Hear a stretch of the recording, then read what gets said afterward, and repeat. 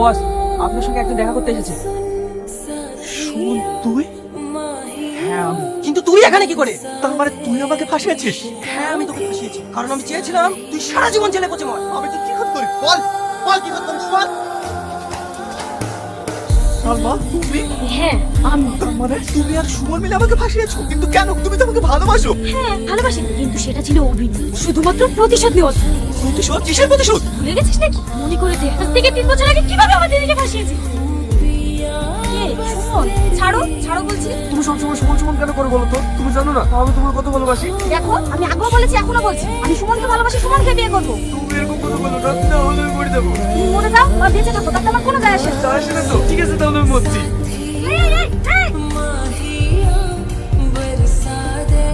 মনিকা, তুমি রাকেশকে ছাদে ফেলে দিলা। বিশ্বাস করো, আমি ওকে ছাদ থেকে ফেলিনি। তোমাকে আমি সেটা বলবো না। তুমি ছাড়া আর এই ছাদে কেউ নাই। তুমি রাকেশকে ফেলে দিয়েছো। বিশ্বাস করো, আমি ওকে ছাদ